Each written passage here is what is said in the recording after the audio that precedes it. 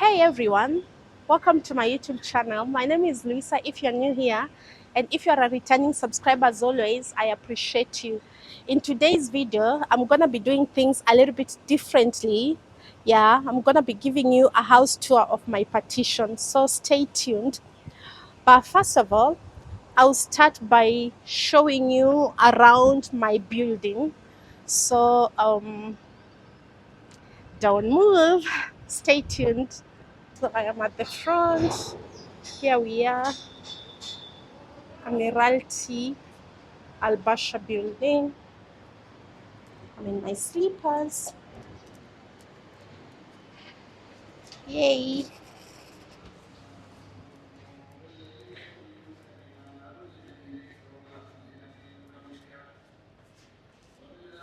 Hi, good morning. Okay, so here we go. We have the staircases, and then I'm waiting for the lift to get here. Oh, we're gonna be using this one, I guess.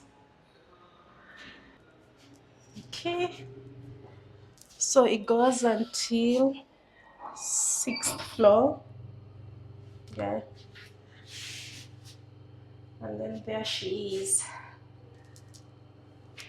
Have you guys seen my hair? Are you liking it?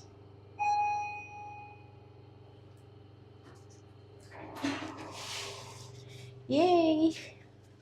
We are here. 3rd floor.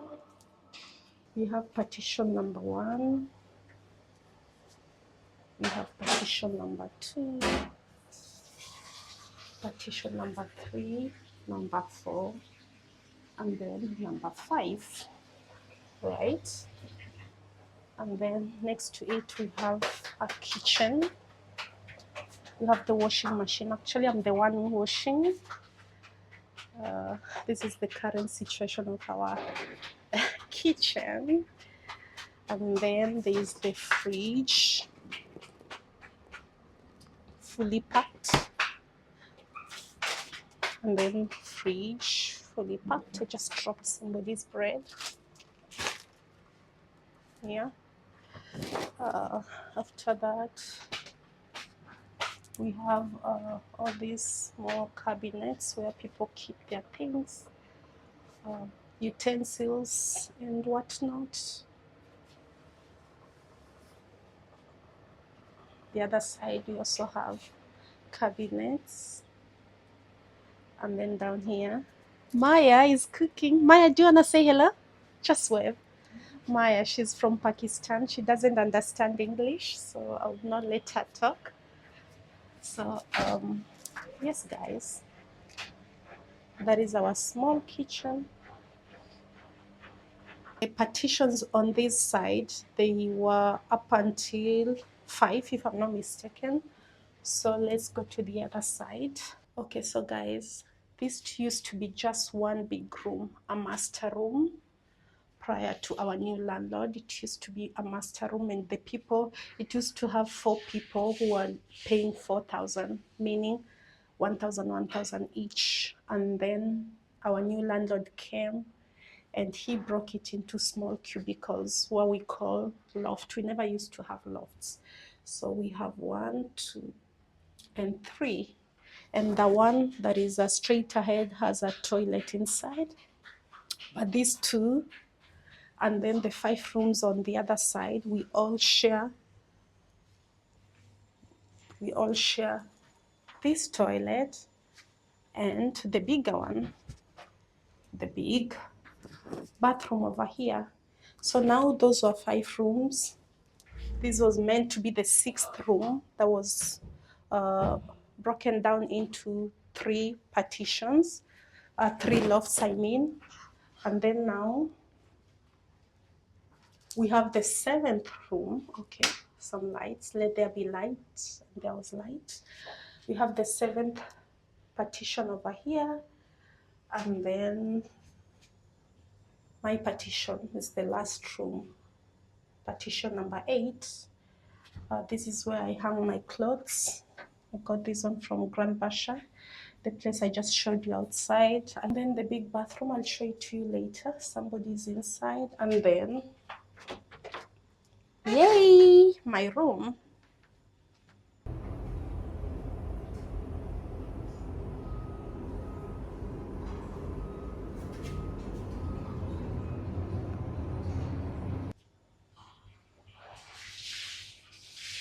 So guys, this is my room. Stay tuned because I'm gonna explain to you everything later on. These are my things. Some of my shoes are there. One suitcase is here. And then my room has a bunk bed up and down. And then I have another suitcase there with some of my things. Okay, my drinking water. I have an air fryer over here. A fan. When you are living in a house that has a window like this, whether you like it or not, you must just have a fan. Yeah, for whatever reason, because the AC would never be enough. So guys, I have a story time. Yeah, a story time for days. Let me turn on the lights, maybe. Okay, nice. Okay, so I have a story time, guys. So I've been living in this building for over a year now. Prior to moving into this flat, I was living in another building around this area still, and our landlord at the time, he just came one day and then he was like, all Africans are required to move out. So we were in utter shock, but at least they gave us 2 months to just search for other rooms, other places, and figure out what to do. I had a roommate to just share the rent between us, and at the time we were paying 1,800, so it was 900 per head together. So we decided to go separate ways. She moved out, I moved out, and so I was living alone. The room was really small and I was paying 1,300 dirham. And then a friend of mine was like, oh, actually you don't need to be paying that much. I have somebody who's trying to move to Dubai, because this person was living in Sharjah at the time. So you could, just come together and find a space and then you start sharing the rent. So I was like, oh, why not? Do you know this lady? And then my friend was like, yeah, I know this lady. She's trustworthy, etc. And then I said, okay. So we found this room, and then she and I started living here. Yes, so like I was saying, yeah, we were going half on the rent and life was okay. So I thought, yeah, up until just last week, Wednesday, it's been a week since my landlord asked us to move out. So up until last week, when my landlord came and he was like, guys, all Africans have a notice. They're asking all Africans to move out, and you have like 5 days notice. So we tried to negotiate. We were like, oh, what do you mean 5 days notice? Where do you expect us to go within 5 days? It's not okay. And it's just it wasn't making sense. Where do you get a room within a short period of 5 days? Because even when you are searching for a partition, a room, a studio, or whatever it is you are looking for, the landlord requires you to give them like a time frame of when you'd like to move in. They want you to like give a deposit, all those things. If you live in Dubai, you understand how it works. It was me among other people that the landlord was speaking with. So after that conversation with the landlord, my roommate and I came inside the room, and it was already getting late. So she went straight up to her bed to sleep, and I slept. And then the next day, in the morning, when I was preparing to go to work, I asked her, do you have any plans? And I was just expecting for her to tell me, oh, yeah, obviously you're my roommate. We're going to be planning to move out together, considering we were living together, or just, to come up with a strategy. But she told me, oh, I'm worried. I'm worried because maybe the landlord might just come out of the blues and ask us to move out after paying the rent. Then I was like, that's not possible. Oh, let me take you a little bit back. After the landlord said 5 days, we refused, we negotiated, and then he said, 1 month notice, right? I think 25 days, but then later he was like 1 month notice. So we were like, okay, great. So I was like, oh no, the landlord has already given us a notice period. So after paying the rent, I'm not sure this guy will just come and kick us out of here. We have our rights. We know our rights, and you know. So, but she was like, no, I might just go to Alriga. Mind you, we are living. I'm currently in Albasha. I might just go to Alriga and live in a bed space. So after that, I was like, oh, I need a sure answer. I need to know whether you're gonna be moving out with me or not, so that I can plan myself. I don't want you to put me in dilemma, you know. After that, she did not talk again, only for me to go to work. Only for me to go to work. And then when I got back, I texted the landlord. I was like, oh, sir, whatever you're doing to us is actually unfair. And then he said, give me like 30 minutes, I'll be there. So I was expecting him to come. I was hoping that maybe he had an epiphany, considering he said 30 minutes. I was just hoping he would come and say, oh, you guys continue staying. I thought it was actually up to him. It was just a personal decision. He just wanted Africans to move out, because we had been pestering him about the issue of hygiene. You know, prior to this landlord, actually, we used to have another Indian landlord, Mr. Okay, I don't want to mention names. We used to have another landlord who was very professional. He was very particular when it came to the issue of hygiene, and just, you know, yeah. And then he left this building in the hands of the current landlord, and this one is just pure greed. Pure greed. If you've been watching from the beginning of the video, I mentioned that at some point I mentioned that room number, I believe 6, it used to be a master room. And then the moment he came, he just split it into small cubicles, the lofts. Pure greed. And at the time we were paying 1,800, he came, he increased our rent to 2,000. Actually, he wanted to take this room, to split it into 2, to make a loft. This room number 8 and number 7, he wanted to make them lofts, but we refused. And then we just agreed to paying 200 more, making it 2,000 rent. So, and yeah, we always like called him out when it came to the issue of hygiene. Cockroaches, actually, maybe in the course of this video you might see a cockroach crawling all over the place, and etc. So yeah, he's just like money hungry guy. He doesn't care about any other thing, just rent, rent, rent, rent. That's what he cares about. Anyway, where was I?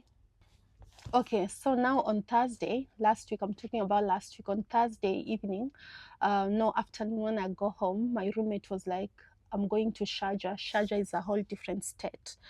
It's a whole different state. We are in Dubai. I'm going to Sharjah to do my hair. Then I was like, oh, cool. So she left. She did not tell me that she had already gotten a space. You know, I'm talking about somebody that I had been living with for a year. She didn't mention to me that she had gotten another space. So she walks away. And then I was like, oh, okay, safe journey. She leaves. And then now in the evening, when the landlord came, I was like, oh, it's just not me. These are rules from the management. I think some Africans fought. You know, actually, there's this thing that has been going on. It's really hard to find a job as an African here in Dubai, and it's really hard to find a space as an African. We get stereotyped. I don't know what Africans did. I don't know what nationality, I don't know people from what country did what exactly, but we get stereotyped. Like every time one person does something, then it becomes an entire African thing. Africans are like this, African are loud, Africans are Africans, you know. So now when you are searching for a partition, the first question you get asked is your budget, your nationality, you know, all those stupid questions. Then you're like, you know, as a person, you'd be like, as a person who's never doing wrong things, what people deduce as wrong things, you start asking your questions, like yourself questions like, what did I do to deserve this? You know, you just want a space where you can just come, rest after work. And he was like, and your roommate, actually, she's sending me messages. She's saying that she has gotten a space already. She's gonna be moving out the next day. I was taken aback. I was like, this is the betrayal of highest order. I texted her. I sent this lady a message. I'm like, oh, so you're moving out already? Then she's like, no, I was just sending the landlord a message to just see where his mind was. And from then, I knew that I could not trust this lady because she was moving different. Anyway, the next day when I came, long story short, she had already packed her things and left. So now I'm here in a limbo. Yeah, I'm just here. I feel like I'm in a slumber that I don't want to wake up from. Honestly, I don't want to wake up from this slumber because, for one, I'm not only looking for a partition, I'm also looking for a roommate, somebody that I can trust. Because if you know, you already know that rent here is very expensive. I mean, you cannot be paying 80% of your rent. Like, it's not making 80% of your salary cannot be going into rent. It's not making sense. So if you want to at least save up something, you have to find somebody who you can trust and try to, like, just go half or maybe share the rent, such that at the end of the day you have something left for saving and for your feeding and for whatever it is that you are doing.